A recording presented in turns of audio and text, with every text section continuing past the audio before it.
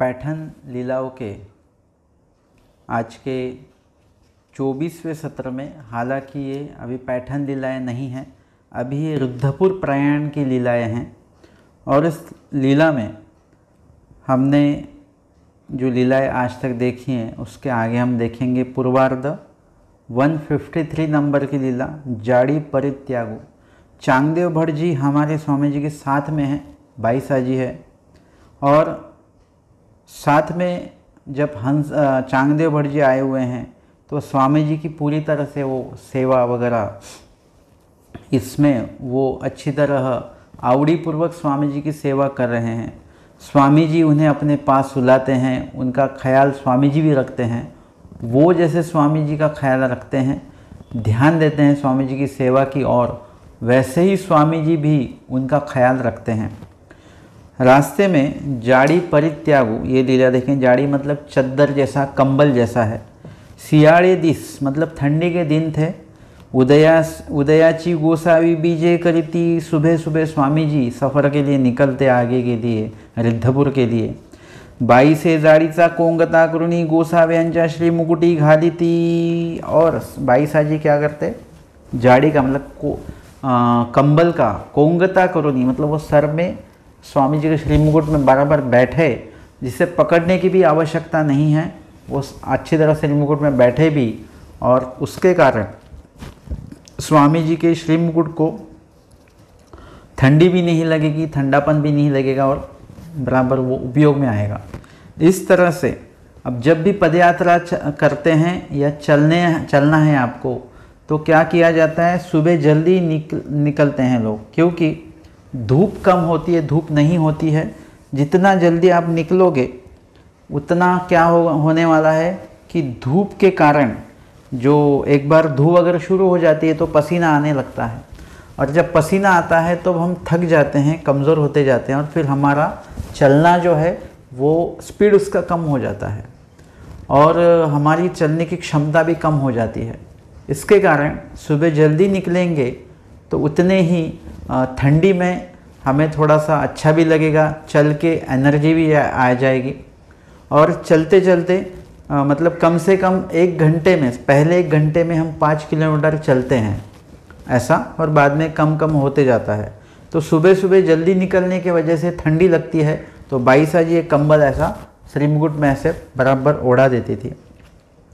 मग गोसावी मार्गी बीजे करीत अस्ती। स्वामी जी हमारे रास्ते से जा रहे हैं। ऊन निगे शीत फिटे, फिर धूप निकलती थी धीरे धीरे। और जब सफ़र शुरू किया है सुबह, तब ऐसा होता था कि उस वक्त ठंडी लगती थी, लेकिन चलने की वजह से क्या होता है, एनर्जी बढ़ते रहती है, और ठंडी जो है वो कम होने लगती है, टेम्परेचर जो है हमारा बढ़ जाता है। उसके कारण क्या होता है, गर्मी लगने लगती है धीरे धीरे धीरे धीरे, और फिर शीत फिटे और ठंडी निकल जाती है। मग गोसावी श्री मुकुट लवविती, और स्वामी जैसे पीछे श्री मुकुट कर देते। लवविती परी बाई घ्या ऐसे न म्हणती, लेकिन बाईसा जी को नहीं कहते कि ये निकाल कर स्वामी जी उन्हें देते, ऐसा नहीं करते। आणि गोसावी मागुत वाणी श्री मुकुटची नी झाडूनी जाड़ी खाली परित्यजती। स्वामी जी जैसे ही ऐसे गर्दन को पीछे कर देते, श्री मुकुट को पीछे कर देते, क्या होता, वो जो जाड़ी या कंबल वो जो स्वामी जी के श्री मुकुट पे है वो नीचे के पीछे नीचे गिर जाता वो। चांगदेव भटाते म्हणती, और फिर चांगदेव भट्ट जी से कहते बटिका जाड़ी घ्या, उनसे कहते कि ये जाड़ी आप उठाओ, ये कंबल जो है नीचे गिरा हुआ आप उठाओ करके स्वामी जी उन्हें कहते थे। अग्नीचा संबंध तोपर्यंत करावा, जैसा पहिरा गेल्या वात श्लेष में न बदती। और स्वामी जी यहाँ पर दृष्टांत बताते हैं अग्नि का, मतलब अग्नि का जो संबंध है, अग्नि का जो सहवास जो है वो कब तक करना है, तब पर्यंत करावा, जैसा पहिरा गेल्या वात श्लेष में न बदती।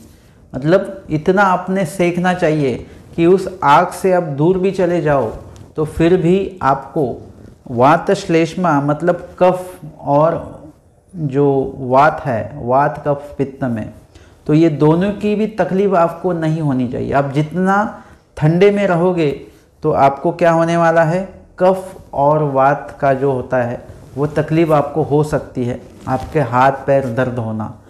लेकिन अगर आप थोड़ा सा अग्नि संबंधित रहते हो, जहाँ पर थोड़ी गर्माहट जहाँ पर है, उस गर्माहट के मौसम में कहीं पर आप रहते होगे तो आपको ये तकलीफ़ कफ होगी या वात होगा, इसकी तकलीफ़ आपको कम होती है। और इस प्रकार से अग्नि का संबंध तब तक करना चाहिए, तो इतना करना चाहिए कि आप वहाँ से दूर भी जाते हो तो आपको वात और कफ की तकलीफ ना हो। मग चांगदेव भट जाडी घेती घडी करूनी खांदावरी घालेती ऐसे प्रत वस्ती। और फिर चांगदेव भट जी वो जाड़ी कंबल उठाते और अपने कंधे पर वो रखते। ऐसे हमेशा रोज़ ऐसा ये लीला स्वामी जी करते थे। यहाँ पर स्वामी जी ने दृष्टांत बताया हुआ है अग्नि संबंधाचा।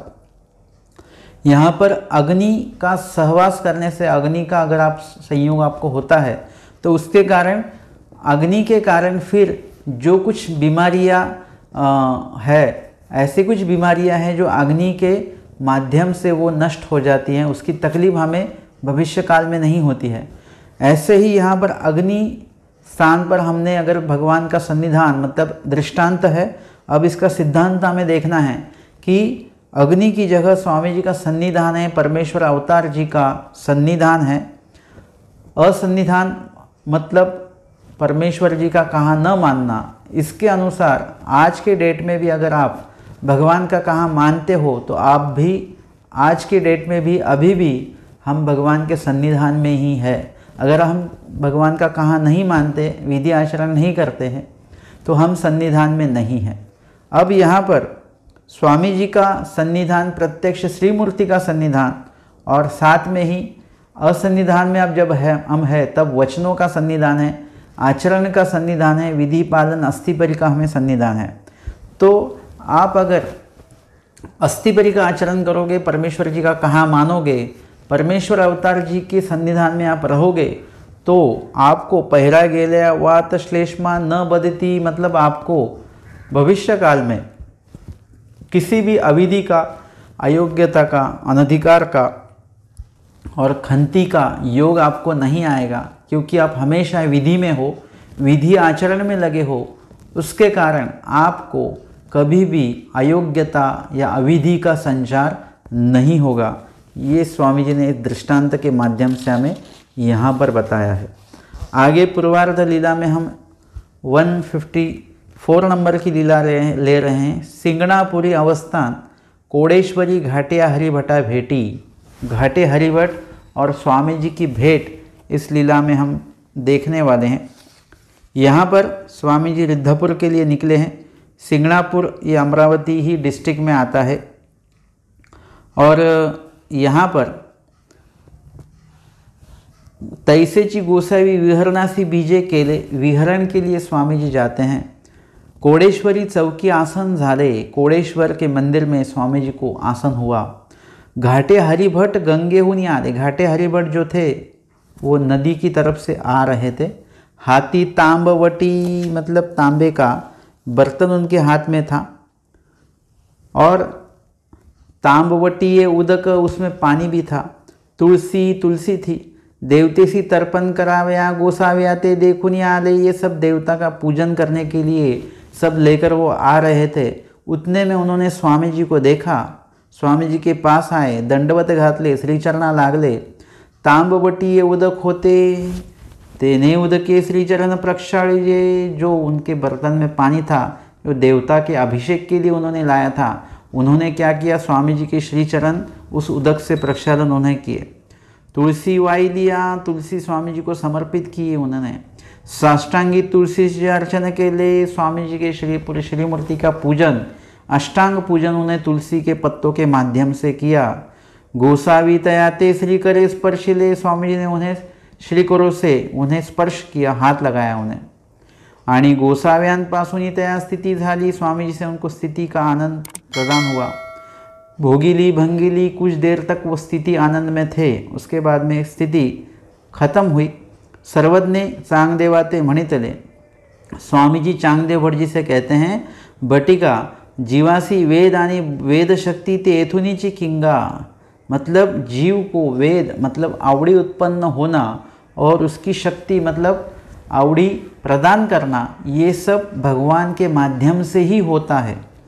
कुकड़ी, अभी यहाँ पर मुर्गी का दृष्टांत स्वामी ने बताया हुआ है। कुकड़ी ऐसे मतलब मुर्गी होती है, ते अंडी घाली, वो अंडे देती है, पीले होती उसे मतलब उसमें से बच्चे जो है वो बच्चे अंडे से निकलते हैं। तयासी पाखवा दे, मतलब उस अंडे के ऊपर वो बैठकर क्या करती है, उस अंडे को अपने स्पर्श से क्या करती है, अंदर जो बच्चे हैं, अंदर जो जीव है अंडे के अंदर, उन्हें जीवन शक्ति देती है, अमृत शक्ति उन्हें देती है। और तयासी पाखवा दे मतलब उन्हें अपने पंखों के नीचे वो छुपा कर रखती है, उसका उन्हें वो सहवास देती है। ते अमृत कणा से ते संचरे तयातवती ये वाड़े थी। और वो बच्चे जो है वो बच्चे वो क्या करती है, अपने स्पर्श से उन्हें बड़ा करती है, उन्हें जीवन शक्ति देती है। तैसे परमेश्वराची स्पर्शत एका वेद संचरती, वैसे ही दृष्टांत को सिद्धांत के बारे में सिद्धांत के रूप में बताते हुए स्वामी जी कहते हैं, वैसे ही स्पर्श से भगवान भी क्या करते हैं, जीव को स्पर्श करके उन्हें संबंध दान का फल देते हैं। और वेदु संचरती, उन्हें वेद भी देते हैं।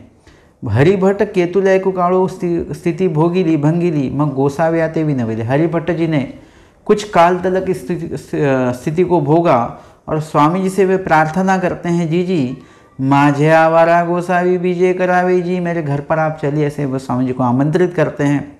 गोसावी विनवनी स्वीकारिली, स्वामी जी उनकी प्रार्थना का स्वीकार करते हैं।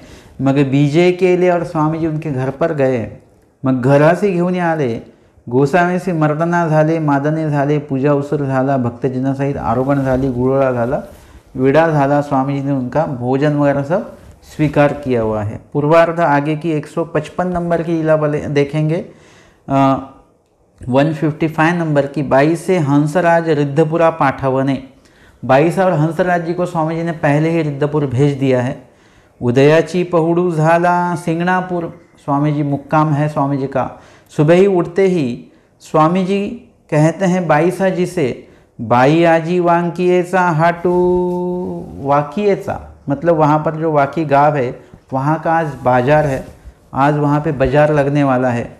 श्री प्रभु लागुनी एक ही आसुंचे वस्त्र घ्यावे, स्वामी जी की श्री प्रभु जी के भेटी के लिए एक आंसू का मतलब एक सोने के सिक्के का आप क्या कीजिए, वस्त्र खरीदिए। तुम्ही हंसराजू परमेश्वर पुरासी पुड़े जा, आप और हंस राजा ये दोनों महिलाएं हैं। इन्हें स्वामी जी ने कहा कि आप ऐसे कीजिए, आज ही निकलकर पहले ही परमेश्वरपुर पहुंच जाइए। हेत अवसरू करा तैसा श्री प्रभु ठाई करावा। आप त्रिकाल पूजा अवसर जैसे करते हो यहाँ पर, वैसा ही त्रिकाल पूजा अवसर आपको श्री प्रभु जी के सन्निधान में श्री प्रभु जी को आपको वैसा ही पूजा अवसर करना है। भैरवी बिढ़ार करा, भैरव बुरुज करके अभी भी स्थान है। रिद्धपुर में हम जैसे ही प्रवेश करते हैं तो लेफ्ट हैंड में हमको वो पौड़ी चढ़ के हमको जाना पड़ता है, वो भैरव का मंदिर। वहाँ पर स्वामी जी कहते हैं आपका मुक्काम वहाँ होना चाहिए। दुरुनी श्री प्रभु जी दृष्टि की सेवा करावी, ज़्यादा पास श्री प्रभु के पास नहीं जाना है, उनकी प्रवृत्ति कैसी है क्या है आप नहीं जानोगे, दूर से ही श्री प्रभु जी की सेवा वगैरह आपको करनी है। बाई तुम्ही परमेश्वरपुरा पावा ना पावा तब हे मागिलाकडून येईल। आप रिद्धपुर पहुँचो ना पहुँचो उतने में हम वहाँ पहुँच जाएंगे। मगर बाईसा जी और हंसराज जी वो स्वामी जी की आज्ञा लेकर, आज्ञा मानकर वो रिद्धपुर की ओर निकल पड़े हैं। गोसावी कोडेश्वरुवरी बोळवीत आले। स्वामी जी कुछ अंतर तलक उन्हें पहुंचाने के लिए आए हुए हैं। बाई से वांकिएसी गेली वस्त्र घेतले मग रिद्धपुरा गेली। बाईसा जी वाकी गांव के उस बाजार में गए, वहाँ से स्वामी श्री प्रभु जी के लिए जैसे स्वामी जी ने कहा था वैसा वस्त्र उन्होंने अच्छा वाला लिया और फिर रिद्धपुर वो गए हुए हैं। अभी यहाँ पर हम देख रहे हैं पूर्वार्ध 156 नंबर की लीला। चांगदेव भट्टा स्थिति, चांगदेव भट्ट जी को स्वामी जी ने स्थिति प्रदान की है। गोसावी विहरणासी बीजे केले कोडेश्वरी चौकी आसन झाले। स्वामी जी विहरण के लिए गए हुए हैं, कोडेश्वरी का जो मंदिर है वहाँ पर स्वामी जी को आसन हुआ। चांगदेव भट्ट भैरवा देवड़ी बैसले होते और चांगदेव भट्ट भैरव के मंदिर में बैठे थे, भैरव के। हरिभट्ट गोसावी आते बोला वाले अभी तक स्वामी जी शिंगणापुर में ही हैं।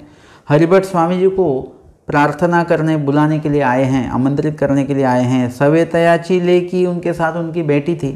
हरिभट्ट गोसावी आते विनविले हरिभट्ट जी ने स्वामी जी को प्रार्थना की, जी जी गोसावी आरुगणे सी बीजे करावे जी। वे कहते हैं स्वामी जी से कि आप भोजन के लिए आप चलिए। स्वामी जी कहते हैं भाई पहली देवड़ी बटी को बैसला से तो बोलावा, और उनके बेटी से कहते हैं वो भैरव के मंदिर में चांगदेव भट्ट जी बैठे हुए हैं, उनको आप बुला कर लेकर आइए। तया देवड़ासी गेली उनकी लड़की वो मंदिर में गई, तब तयाचे आसन अंतरिक्ष उपमत असे, और वहाँ पर चांगदेव भट्ट जी ऐसे बैठे हुए हैं, ज़मीन पर बैठे हुए हैं। लेकिन इन्होंने आश्चर्य क्या देखा है कि उनका आसन अपने आप हवा में ऐसे, अंतरिक्ष मतलब हवा में उड़कर ऐसे हवा में ऐसा ऊपर के ऊपर ही वो उड़ रहा है। और वरुते जाती खालुते येती, धीरे धीरे ऊपर जाता आसन, धीरे धीरे नीचे आता। इस तरह से ये जो हरिभट्ट जी की जो बेटी है, छोटी है, उसने देखा कि ये लड़का ऊपर जा रहा है, नीचे आ रहा है, ऐसा सब उसने देखा। वरी कड़सी लागता से छत को लग जाता कभी, ऐसे उपमता देखिले से उड़ते हुए उन्होंने देखा। आणि तिये भियाली, वो डर गई। माघवती आली, फिर भागकर अपने पिताजी के पास आई, स्वामी जी के पास आई। जीजी ते देवड़ा कड़सा कड़सा धावत हस्ती, वो कहने लगी वो तो ऊपर ऊपर से उड़ रहे हैं, मैं तो डर गई। स्वामी जी कहते बाई येथीचे नाव घ्या, तुम ते येथुनी बोलाविले असे ऐसे म्हणा।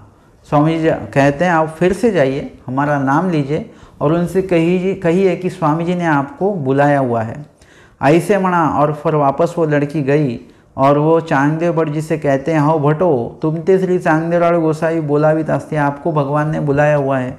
आणि उतने में उनकी स्थिति भंगली, मतलब वो स्थिति वहाँ पर रुक गई। मग गोसावी हरिदेव भट्टाचे आवारासी बीजे केले, हरिदेव भट्ट जी के घर पर स्वामी जी बीजे करते हैं। आरोगणा झाली, गुळा झाला, विडा ओळगविला, भोजन वगैरह सब वहाँ पर संपन्न हुआ। मग गोसाव्यांसी तेतची पौड़ झाला, वहीं पर स्वामी जी ने आराम भी किया। विळचाची आरोगणा पहुड़ तेतची होए, और शाम का भोजन वगैरह सब वहीं पर स्वामी जी को हुआ है। आगे की लीला है 157 नंबर की खड़खांबुला खेड़ू। नीच चांगदेव भट्ट भिक्षा करून येती, रोज स्वामी जी शिंगणापुर में हैं और चांगदेव भट्ट जी भिक्षा करके लेकर आते थे। झोली दृष्टपूत करी थी, स्वामी जी को दृष्टपूत करवाते थे झोली, और फिर खाना खाते थे वो। तिये दिवशी चांगदेव भट्ट भिक्षा करून आले, झोली काठी घातली, भिक्षा करके आए, झोली काठी ऐसी घातली, मतलब उन्होंने क्या किया, भित्त को जो दीवार है उस दीवार में उस झोली को अटका दिया।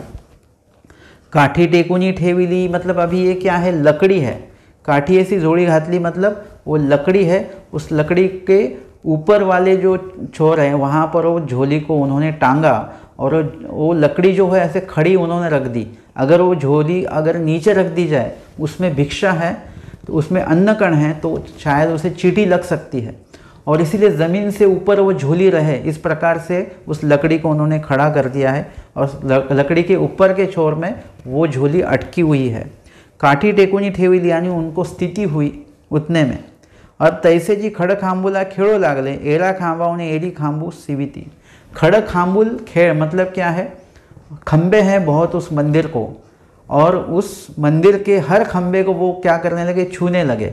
मतलब इस खंबे को आते, यहाँ पर खड़े रहते, उसको छूते, फिर दूसरा खंबा, तीसरा खंबा, चौथा खंबा, ऐसे पूरे खंबों के साथ वो खेल रहे थे। उसे कहते खड़ खांबुला खेड़ू। चारी पहाड़ चहू खांबा भवंत होते।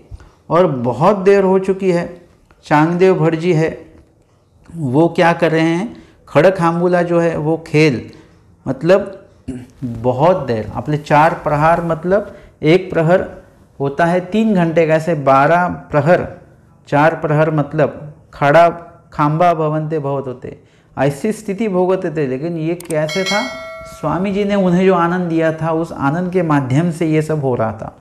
तब दिसू निकाला और उतने में दिन निकला, मतलब ये रात भर ये सब खेल रहे थे और सुबह हो गई। उदयाची गोसाई परश्रय बीजे के लिए, सुबह स्वामी जी परश्रय के लिए गए हुए हैं। तैसेची देवड़ासी बीजे के लिए, और उस मंदिर में स्वामी जी गए जहाँ पर चांगदेव भट जी खेल रहे थे। स्वामी जी कहते हैं बटिका काई का खड़खांबुला खेलता सा, आप खड़खांबुला खेल रहे हो। गोसा भी आते देखी रानी स्थिति भंगरी, स्वामी जी को जैसे ही उन्होंने देखा उनकी स्थिति वहाँ पर रुक गई। श्री चरणा लागले आसन घातले, स्वामी जी को दंडवत उन्होंने किया, स्वामी जी के लिए आसन वहाँ पे उन्होंने बिछाया। गोसावी आसनी बैसले, स्वामी जी आसन पर विराजित हुए। स्वामी जी कहते बटिका कवणी एकी माता से ते लिकुर वाळते निजोनी कांडू जाए का दड़ो जाए। और यहाँ पर स्वामी दूरस्थ मातेचा दृष्टांत, मतलब जो माता अपने बालक से बच्चे से दूर गई हुई है, वो दूरस्थ माता, दूर गई हुई माता, उसका दृष्टांत बताया। कोई एक माता है और वो अपने बच्चे को सुलाकर, अभी उसे पता है ये कम से कम 3 घंटा ये उठेगा नहीं, 2.5 से 3 घंटा वो पूरी नींद लेगा, और इसी के वजह से वो क्या करती है, लेकुरवाते निजोनी कांडू जाए का दड़ो जाए, मोटका पाना ये कुछ काम करने वो जाती है। और मोटका पाना ये, और उसे अभी एहसास होता है कि बच्चे को अभी भूख लगी होगी, आणि ते जाने भूकेले असेल मगू येऊनी त्यासी स्तनपान दे। फिर माता को पता होता है कि बच्चे को कब भूख लगती है, कब उसे दूध पिलाना है, कब उसे कुछ खिलाना है, वो माता को बराबर पता होता है। माता जैसे कोई भी नहीं जान सकता है अपने बच्चे के बारे में, पूरा डिटेलिंग जो है वो सिर्फ माता जान सकती है। और इसी वजह से ये जो दूर गई हुई माता है, उसे दूर से भी एहसास होता है, पता चलता है कि मेरा जो बेटा है अभी उसे भूख लगेगी अभी, तो मुझे उससे पहले वहाँ पर पहुँचना है। और उतने में वो पहुँच जाती है। उसका भूख लगने का टाइम और इनका पहुँचने का वक्त सेम होता है। जैसे ही वो जाती है उन्हें, वो अपने बच्चे को फिर दूध पिलाती है। इस तरह से स्वामी दूरस्थ माते का दृष्टांत यहाँ पर बताया हुआ है। वैसे ही स्वामी जी अभी दूर है और चांगदेव भट जी इस मंदिर में खेल रहे हैं, तो स्वामी जी उन्हें खेलने देते हैं रात भर, और सुबह सुबह स्वामी जी फिर उनसे मिलने आ जाते हैं। ये दृष्टांत भी बताते हैं। और फिर स्वामी जी उनसे पूछते बटिका जेवी लेती, आपने खाना खाया क्या? जी नहीं, मैंने अभी तक खाना नहीं खाया, वह झोली तो वैसे ही वहाँ पे अटकी हुई है। कांगा नाही जीजी गोसाव्यांसी झोली दृष्टपूत करावी होती। वो कहते हैं कि स्वामी जी कहते कि आपने खाना क्यों नहीं खाया? वो कहते हैं कि झोली दृष्टपूत करावी होती, मैंने आपको झोली दिखाई नहीं, आपने दृष्टपूत आपसे करवाई नहीं मैंने, और ये अन्न जो है ये पवित्र हुआ ही नहीं, तो मैं कैसे इस अन्न को ग्रहण कर सकता हूँ। स्वामी जी कहते हैं आना आरुति। अभी भी आज के डेट में हम जो उपहार दिखाते हैं वो भगवान को खिलाने के लिए, भोजन खिलाने के लिए नहीं दिखाते हैं। यहाँ पर देखिए इस लीला में इसका उत्तर भी हमें मिल जाता है। आप झोली जो दृष्टपूत करवाते हैं वो भोजन जो है वो पवित्र करने के लिए, उसमें वो भिक्षान्न भी है, पवित्र भी है, लेकिन हम आते वक्त हमारे मन में क्या विचार है, जिस जगह से राजस तामस हिंसक जगह से हम आए हुए हैं झोली लेकर, तो उसका प्रभाव जो है उस अन्न में आ सकता है। जैसे ही भगवान उसे अवलोकन करेंगे तो उस जो अन्न है वो पूरी तरह से निर्दोष हो जाएगा, और वो निर्दोष पवित्र अन्न अगर हम खाएंगे तो और भी हमारे लिए वो अच्छा रहेगा। और इसीलिए यहाँ पर स्वामी जी का जब तक अवलोकन स्वामी जी नहीं करेंगे तब तक हम खाएंगे नहीं। हमारे डांगरेश जी भी जब तक स्वामी जी ने प्रसाद बनाकर वो भोजन उन्हें नहीं दिया तब तक उन्होंने नहीं खाया। पहले जब आचार्य जी ने दिया, भट्टोबा जी ने, तब उन्होंने नहीं खाया।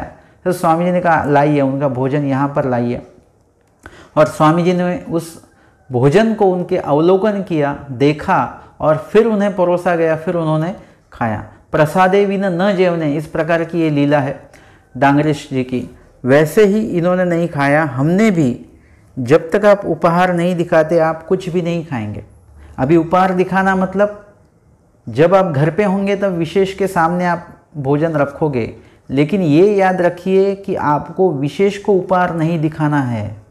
बहुत लोग विशेष को उपहार दिखाते हैं।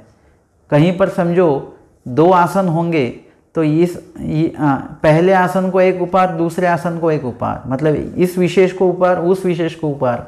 एक्चुअली आप ये ध्यान में लीजिए, यहाँ पर हम जो खाते हैं वो हमारा अन्न या पानी शुद्ध होता है लेकिन पवित्र नहीं होता है। देखिए, शुद्ध होता है लेकिन पवित्र नहीं होता है। जब भगवान उसे देखेंगे तो वो पवित्र हो जाएगा। जो भी कुछ है हम खाने वाले हैं वो तभी पवित्र होगा जब भगवान देखेंगे, और भगवान जब देखेंगे तब पवित्र होगा, और जब पवित्र होगा तब ही हम वो खा सकते हैं। उसके पहले अगर आप खा लेते हो तो आप वो राजस, तामस और हिंसक अन्न आपके पेट में जाएगा और आपके अंतःकरण में भी वैसे ही विचार आएंगे। इसीलिए कुछ भी खाने से पहले हमें उपहार दिखाना है। बहुत से लोग कहते हैं कि दोपहर को 12 बजे ही उपहार दिखाना चाहिए। मैं कहता हूँ आप जिस वक्त भी 24 घंटे में आप जो भी कुछ खाएंगे, रात के 2 बजे भी आप उठेंगे पानी पीने के लिए, तो वो पानी भी आपको उपहार दिखा के ही पीना चाहिए। उपहार दिखाना मतलब क्या? भगवान को खिलाना नहीं। उपहार दिखाना मतलब हम जो भी खा रहे हैं उसे पवित्र करके लेना है। जैसे आप जब भी खाना खाते हो, खाना बना कर रखा हुआ है आपके घर में, आप थोड़ा सा देर से खाने वाले हो, तो आप क्या करते हो? जब भी खाना खाते हो उस खाने को आप गर्म करके लेते हो। खाना सब ठीक है, वो अच्छा है, शुद्ध है, लेकिन वो ठंडा है, उसे गर्म करके खाते हैं हम। वैसे ही उसे पवित्र करके भी खाना है। सिर्फ गर्म नहीं करना है, पवित्र भी करना है। जब भगवान उसे अवलोकन करेंगे तब ही वो पवित्र होने वाला है। और इसीलिए आप दोपहर की 12 बजे का वक्त का कुछ भी आप लिमिटेशन मत रखिए, उस मर्यादा को पालना छोड़ दीजिए। आप जब भी जो भी कुछ खाएंगे, जैसे आपको लगता है कि अभी चाय पीनी है, चाय के साथ कुछ नमकीन खाना है, तो चाय का भी उपहार आपको दिखाना है। अभी ये उपहार आप घर पे रहेंगे तो विशेष को दिखाएंगे, लेकिन विशेष को उपहार नहीं दिखाना चाहिए। विशेष ये जड़ है, निर्जीव है। विशेष मतलब भगवान नहीं है। भगवान ने, स्वामी जी ने खुद देव पाषाणाचा नव्य, ऐसा भगवान जी ने, स्वामी जी ने खुद कहा है डोमेग्राम में ही प्रहलाद बाईसा जी से। तो इसीलिए हमें इस बात पे ज़्यादा गौर करना चाहिए, ध्यान देना चाहिए, इस पर चिंतन भी करना चाहिए कि हमारा जो उपहार है, हमारा जो खाना है, वो स्वामी जी अवलोकन करेंगे तब वो पवित्र होगा। वो विशेष के सामने रखने से पवित्र नहीं होता है। तो वो स्वामी जी जब अवलोकन करेंगे, इसीलिए जब भी आप उपहार दिखाएंगे तब भगवान से प्रार्थना ज़रूर कीजिए। कैसी प्रार्थना करनी चाहिए कि हे भगवान, अब जो मैं ये भोजन यहाँ पर लेकर आया हूँ, ये इस भोजन के लिए मैंने जो भी कार्य किए, जो भी मैंने काम किए, वो राजस, तामस, हिंसक, उसमें जो जो कुछ दोष मेरे घड़े हुए हैं, और उस माध्यम से जो मेरे पास द्रव्य आया, वो द्रव्य भी राजस, तामस, हिंसक इस रूप से आया हुआ है। किसी का मतलब किसी को तकलीफ़ देकर ये द्रव्य आया हुआ है। और इस द्रव्य का जब मैंने अनाज लिया, जिस दुकान से लिया, वहाँ पर मैंने कुछ झगड़ा किया है, बार्गेनिंग की है, कुछ वहाँ पर राजस, तामस गुण प्रभावित हुए हैं। वैसे ही जिस खेत में ये अन्न, जो अनाज उगा है, वहाँ पर राजस, तामस वगैरह, वहाँ से यहाँ तक आने तक जो राजस, तामस जगह जो भी प्रभाव इस अन्न में हुए हैं, अनाज में हुए हैं, और दुकान से घर पर लेके आते वक्त में कहीं से राजस, तामस, जहाँ पर हिंसा हुई, किसी की हत्या हुई, इस जगह से मैं उस अन्न को लेकर, अनाज को लेकर आया हूँ। वैसे ही भोजन बनाते वक्त जो भोजन बनाने वाले हैं, उनके मन में कौन से विचार आए हुए हैं, सब ये विचार जो है, ये सब तड़का जो है, आपको लगता है सिर्फ राई और जीरे का ही तड़का लगता है, नहीं, ये सब तड़का उस भोजन में लगता है। और ये सभी प्रकार से ये भोजन अपवित्र हो चुका है। भोजन भले ही शुद्ध हो लेकिन पवित्र नहीं है। राजस, तामस और हिंसक, ऐसा ये मेरा भोजन है। और इस तरह से अगर हे भगवान, आप नित्य दिनी जैसे भक्तजन जो झोली भिक्षा लेकर आते थे, उस भिक्षा झोली को आप खुद कृपा दृष्टि से अवलोकन करके उस भोजन को आप पवित्र से पवित्र बना देते, उसी तरह से आज जो भी पदार्थ मैंने यहाँ पर बनाए हुए हैं, आप कृपया जहाँ पर भी होंगे मनुष्य वेश के अनुरूप माध्यम से आप क्या कीजिए, कृपा दृष्टि से इस मेरे भोजन को, मेरे पदार्थों को आप अवलोकन कीजिए और इसके अंदर जो भी राजस तामस हिंसक दोष होंगे वो आपकी कृपा दृष्टि अवलोकन से निकाल कर इस अन्न को आप पवित्र कीजिए और आपका उचिष्ट प्रसाद आप मुझे दीजिए। इस अन्न का आप स्वीकार कीजिए और आपका उचिष्ट प्रसाद मुझे दीजिए। इस प्रकार से आपको स्वामी जी के सामने ये प्रार्थना करनी है अपने शब्दों में। अभी मैंने जो बोला है वो आप लिख कर मत लीजिए, आप सिर्फ ध्यान में लीजिए हमको बोलना क्या है। जो भी दोष घटते हैं आपको खुद को पता है, वही दोष आप नेचुरली अपने शब्दों में, खुद के शब्दों में आप भगवान के सामने प्रार्थना रखिए। उसके लिए पानी का संकल्प छोड़ना कोई ज़रूरी बात नहीं है। संकल्प छोड़ना ये वैदिकता से ही यहाँ पर आया हुआ है। हमारे यहाँ पर संकल्प नहीं भी छोड़ेंगे तो भी चलेगा, संकल्प बोलना ज़रूरी है। लेकिन ये जो प्रार्थना है अभी जो मैंने बोली ये है संकल्प। ये संकल्प आपको बोलना चाहिए। आप भगवान को प्रार्थना करेंगे तब भगवान आपकी प्रार्थना सुनेंगे। और जहाँ कहाँ भी है मनुष्य वेश में स्वामी जी, वहाँ से अवलोकन करेंगे आपके पदार्थों को, तब ये पवित्र होगा। संकल्प छोड़ने से, गोल गोल पानी छोड़ने से, विशेषों के सामने रखने से ये पवित्र नहीं होता। आपको ये प्रार्थना बोलनी पड़ती है तब जाके ये पवित्र होता है। लीला चरित्र में ये सभी प्रमाण है। अभी मैंने 2 प्रमाण आपको दिए हुए हैं। तो इस तरह से आपको समय का भी आपको पाबंदी नहीं है। आप जब भी जो भी खाएंगे, अभी समझो आप सफ़र में हो और उतने में क्या हुआ कि आप सफ़र में हो, कुछ ना कोई चाय लेके आया हुआ है तो आप चाय पी रहे हो, तो चाय भी आपको, आप लोग ट्रेन में आ रहे हो समझो, तो उस वक्त भी आपको क्या करना है, जो भी आप खाओगे ट्रेन में भी, अब वहाँ पर हर वक्त तो आप विशेष नहीं निकाल सकते हो।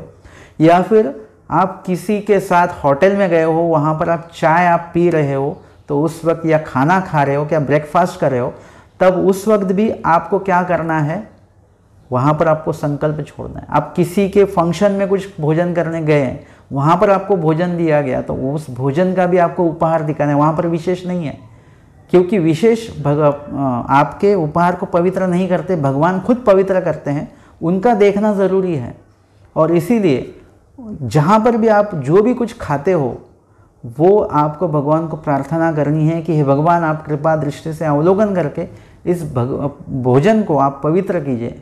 जब आप बाहर होगे तो आप बहुत बड़ा ज़्यादा प्रार्थना नहीं बोल सकते, लेकिन इतना बोल सकते हो, हे भगवान, अभी जो मैं कुछ खा रहा हूँ या पी रहा हूँ, आप जहाँ कहीं भी हो, आप वहाँ से कृपा दृष्टि से अवलोकन करके इस पदार्थों को पवित्र कर आपका उचिष्ट प्रसाद मुझे दीजिए। इतना प्रार्थना करके आप वो भोजन कर सकते हो, खाना खा सकते हो, पानी पी सकते हो। इस तरह से आपको मैंने ये जो बोला हुआ है कि 24 घंटे में आप जिस भी वक्त जो भी कुछ खाओगे, जो भी कुछ पियोगे, हर बात का आपको संकल्प बोलना है, छोड़ना नहीं है। संकल्प बोल के ही वो खाना है, तब वो पवित्र होंगे। और ये कहते हैं कि चांगदेव भट्ट जी कहते हैं कि आपने भिक्षान्न झोली का दृष्टपूत ही नहीं किया था, वो मैंने करवाया नहीं था, इसलिए मैंने भोजन नहीं किया। स्वामी जी कहते आना आरुति, वो झोली लेकर आई है आपकी, उन्होंने लाई। स्वामी जी ने कृपा दृष्टि से उसे अवलोकन किया, तब वह साधन का ही आले ना ही, उसमें सिर्फ भाकरी ऐसा ही था, उसके साथ में सब्जी वगैरह ऐसा कुछ नहीं था। स्वामी जी कहते हैं बटिका रुक्ष असे साधन का ही नहीं, ये तो रुक्षान्न हो गया, सिर्फ रोटी खाना है, सिर्फ चावल खाना है, इसे रुक्षान्न कहते हैं। उसके साथ आप सब्जी खाएंगे तो ये इंद्रियार्थ हो जाएगा। तो आपके इस भिक्षा में सिर्फ रुक्षान्न है, साधन का ही नहीं, सब्जी वगैरह कुछ नहीं। जी स्वामी जी कहते हैं तरी ये तो सांगाची ना एथ मणिजे हो, आपने हमें बताया भी नहीं, आप हमें बताइए आपको क्या चाहिए क्या नहीं है, हमें आप हमको बताते रहिए। ऐसिया सेवटीली घरी एखादा एक ठाव आप जवीजे हो, आखिरी घर पे आपको अगर सब्जी नहीं आई है तो आखिरी घर में आप उस सब्जी को मांग सकते हैं कि मुझे थोड़ी सी सब्जी चाहिए, ऐसा आप अब्जन कर सकते हो, मतलब मांग सकते हो। बटिका जेवाजा, स्वामी जी कहते जाइए आप खाना खाइए। फिर चांगदेव भट्ट जी कहते हैं पानी नाही जी, वह कहते कि पानी नहीं है। स्वामी जी कहते तुम्ही महात्मे किंगा एकी गावी जे विजय एकी गावी आंस विजय। स्वामी जी कहते कि आप तो महात्मा है, आपको एक गांव में भोजन करना है और दूसरे गांव में क्या करना है, पानी पीना है। इसमें भी आहार शास्त्र स्वामी जी ने बताया हुआ है कि भोजन करते वक्त पानी नहीं पीना चाहिए, भोजन के पश्चात भी पौना घंटा वगैरह पानी नहीं पीना चाहिए। और उसके बाद में पानी पीना ये उचित होता है, आपके डाइजेशन के लिए अच्छा होता है। तो यहाँ पर यही सीख हमें हमारे हर एक आचरण में मिलती है कि यहाँ खाना खाना है और दूसरे गांव में आपको क्या करना है, पानी पीना है, मतलब उतने तक आप दूसरे गांव पहुँच जाते हो। आगे की लीला है पूर्वार्ध 158 नंबर की, रात्रि भिक्षान्न व्याड़ी करने, रात को भोजन रात का किया हुआ है। ऐसे तिररात्रि की पंचरात्रि गोसाव्यांशी अवस्थान झाले। 3 दिन या 5 दिन स्वामी जी सिंगणापूर में स्वामी जी को मुक्काम हुआ है। दोपहराचा पूजा अवसर आरोगण प्रत्यय हरिभटाच्या घरी होय। दोपहर का पूजा अवसर वगैरह सब रोज हरिभट जी के घर पर होता था। वेळचा चांगदेव भट भिक्षा करी थी, शाम के वक्त चांगदेव भट जी भिक्षा लेकर आते थे। मग गोसाव्यांशी व्याड़ी होए, और शाम का भोजन जो है वो चांगदेव भट जी जो भिक्षा लेकर आते थे उस भिक्षान्न से स्वामी जी व्याड़ी करते थे, मतलब रात का भोजन करते थे। व्याड़ी मतलब रात का भोजन। आगे की लीला है पूर्वार्ध 159 नंबर की, वांकीय पांडेश्वरी वस्ती, बस लीला का नाम है, लीला नहीं है। 160 नंबर की लीला है थूगावी रेमेश्वरी वस्ती, थूगाव नाम का गांव, वहाँ पर वस्ती स्वामी जी को मतलब एक मुक्काम वहाँ पर हुआ है। मग गोसावी थूगावासी बीजे केले, देवळी वस्ती झाली, मंदिर में स्वामी जी को मुक्काम हुआ। पर एरी दिसी गोसावी उदयाची देवळा उतरे, परश्रयासी बीजे केले, मग परश्रस आणि उदका विनियोग झाला। पूर्वी दारवठा वडू, तया वडातळी गोसावी नावेक उभे होते। जग सांगदेव भट येती तब मग गोसावी बीजे केले, वहाँ पर एक स्वामी जी एक रात रुके और फिर सुबह वहाँ से एक रात रुकने के बाद में चांगदेव भट जी कहीं गए थे, वो आने के बाद फिर स्वामी जी वहाँ से वो थूगांव से आगे जाते हैं। रामा नाम का गांव है। आप रिद्धपुर अगर जाएंगे तो रिद्धपुर में वहाँ पर कम से कम रिद्धपुर अमरावती डिस्ट्रिक्ट में 50 गांव ऐसे हैं, वहाँ पर स्थान है 50 गांव। तो उसमें ये थूगांव रामा, आज भी वो रामा का स्थान है वहाँ पर। लिंगाच्या देवळी आसन, वहाँ पर महादेव जी का मंदिर था, वहाँ पर स्वामी जी को कुछ देर के लिए आसन हुआ है। 162 नंबर की लीला है साउरी बाल समुद्र अवलोकने। साउर के यहाँ पर स्वामी जी गए हैं और वहाँ पर बाल समुद्र मतलब छोटा तालाब जो है वो स्वामी जी ने वहाँ पर दिखाया हुआ है। सावरी अडवलोकुनी चहू दिसा, मग सर्वज्ञ म्हटले हा बाळ समुद्रुमा, मग नावेक तिचे चौबारा आसन झाले, मग बीजे केले। और फिर वहाँ पर स्वामी जी साउर गए हैं। अड अवलोकनी मतलब वहाँ पर अड़ मतलब आड़, मतलब जो आपने कुआं देखा है वो कुआं मतलब बड़ा होता है उसे कुआं कहते हैं, लेकिन कुएं की अगर साइज़ छोटी हो तो उसे आड़ कहते हैं। तो वहाँ पर स्वामी जी ने उस आड़ का मतलब छोटे कुएं का अवलोकन किया है। मग सर्वज्ञ म्हणितलेले हा बाळ समुद्रमा, वहाँ पर स्वामी जी रुके हुए हैं और कहते हैं बाळ समुद्रमा मतलब छोटा समुंदर ही है ये। मग नाविक तियेची चौबारा आसन झाले, मग बीजे केले, और वहीं पर स्वामी जी को आसन हुआ। चौबारा मतलब चारों बाजू से जो खुला मंदिर है जिसको दीवार नहीं है, इस ऐसे मंदिर को चौबारा कहते हैं। तो वहाँ पर स्वामी जी को आसन हुआ है। और फिर यहाँ पर आगे की लीला हम ले रहे हैं 163 नंबर की, तळवेली लिंगाच्या देवळी आसन। सिर्फ लीला है, सिर्फ आदि है, नाम है लीला का, आदि नहीं है। आगे की लीला है 164 नंबर की, खैराड़ा उपान्नो त्यागो। खैराड़ा वहाँ पर स्वामी जी गए हैं। उपान्नो मतलब जो चप्पलें स्वामी ने पहने, जूते पहने हुए हैं, उसका त्याग स्वामी जी ने वहाँ पर किया हुआ है। गोसावी खैराळे पातले, स्वामी जी खैराड़ा गांव तक पहुँचते हैं। गावा पहिलाकडे आसन झाले, गांव को पास करके क्रॉस करके बाद में स्वामी जी को आसन हुआ है, मतलब गांव के थोड़ा बाहर। मग गोसाव्यांशी चरण क्षालन झाले, स्वामी जी का चरण क्षालन स्वामी जी ने वहाँ पर किया।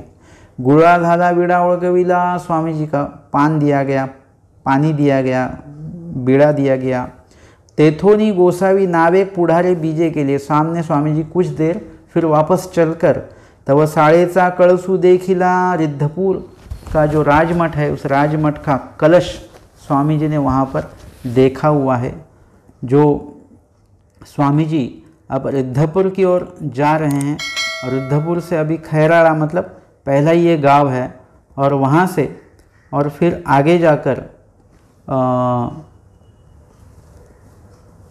यहाँ पर लिखा हुआ है कि शाळेचे कळस, मतलब पहले के ज़माने में ऐसा था कि मंदिर में ही स्कूल होते थे, वहीं पे स्कूल भरते थे और उसके कारण मंदिर का जो कलश है उस कलश को स्वामी जी ने देखा, मग उफानो फेड़ी लिया, जूते स्वामी जी ने निकाल दिए।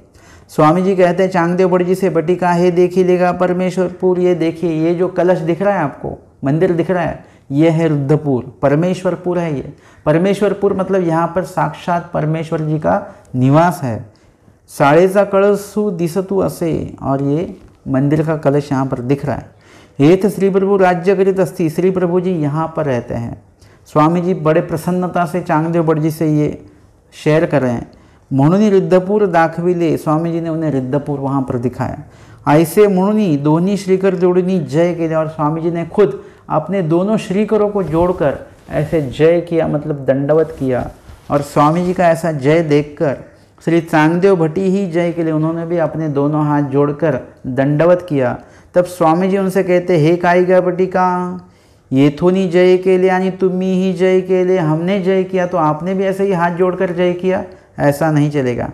तुम्हा साष्टांग लाभे की घाला घाला दंडवते, तुम्हा साष्टांग लाभे मतलब आपको साष्टांग दंडवत डालना है, आपको ज़मीन पर लेट कर ऐसा दंडवत डालना है। घाला घाला दंडवते, दंडवत डालिए आप। चांगदेव भट्टी दंडवते घातली, मग गोसावी श्री प्रभूची महिमा निरूपित बीजे केले, और उसके बाद में स्वामी जी को उन्होंने दंडवत डाले हुए हैं। यहाँ पर स्वामी जी के कहने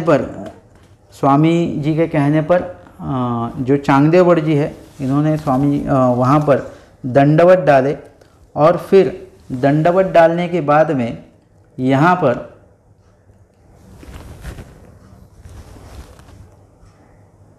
हमारे स्वामी जी चांगदेव भट्ट को श्री प्रभु जी का महिमा और श्री प्रभु की जी की जो खासियत है या श्री प्रभु जी की जो लीलाएं हैं वो बताते बताते हमारे स्वामी जी चांगदेव भट्ट जी को रिद्धपुर की ओर लेकर जाते हैं।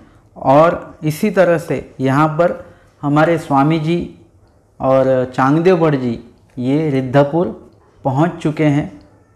आज के इस सत्र में हमने यहाँ पर जो लीलाएं ली उसमें पूर्वार्ध पैठन लीलाओं से हमने शुरू किया था, और रिद्धपुर प्रयाण तलक, रिद्धपुर पहुँचने तक ये लीलाएं हमने यहाँ पर ली हुई है। आज के सत्र में हमने यहाँ पर पूर्वार्ध 153 नंबर की लीला ली, और 153 से लेकर हमने 164 तलक यहाँ पर हमने लीला ली है। और आज से हमारा पैठन लीलाओं का ये सत्र यहीं पर ख़त्म होता है। आगे फिर रिद्धपुर लीलाएं कल से शुरू होगी। दंडवत।